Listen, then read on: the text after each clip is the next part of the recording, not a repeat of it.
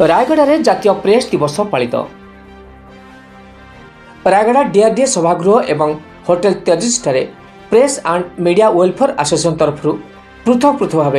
जातीय प्रेस दिवस पालित कराई। रायगढ़ डीआरडीए सभागृह में मुख्य अतिथि भाव रायगढ़ विधायक आपल स्वामी काडाका योगदान देता बेले सम्मानीय अतिथि रूपे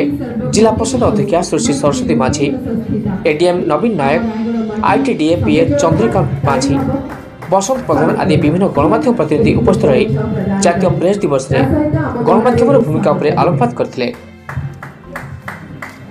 सेहीपरि आज माननीय मंत्री श्रीयुक्त सूर्यवंशी सूरज तथा राज्यसभा सांसद सूरज कुमार कर कमल press and media welfare association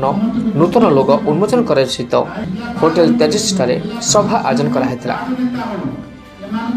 मुख्य अतिथि भाव एडीएम नवीन चंद्र नायक, सम्मानीय अतिथि भाव श्री विनोद चंद्र पंडा, मुख्य वक्ता श्री विघ्नेश्वर साहू प्रमुख योगदान देते।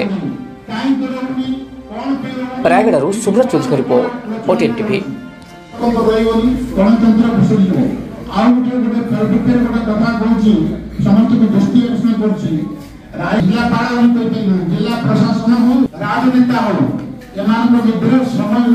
आम जिला नेतृत्व गत 24 वर्ष भितर आगुआ कहीं रोनी कौन पे रोनी ये कौन लोचना रही आम समस्त से चाकरी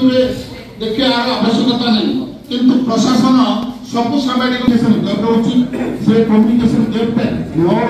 रही गणतंत्र भूषण आउ गोटे कथा कहूँ समस्त को दृष्टि आकर्षण कर जिला प्रशासन हो राजनेता हो समय आम जिला नेतृत्व गत 24 वर्ष भितर आगुआ कहीं रोनी कौन पे रोनी ये कौन लोचना रही आम समस्त से चाकरी देखिए आवश्यकता नहीं किंतु प्रशासन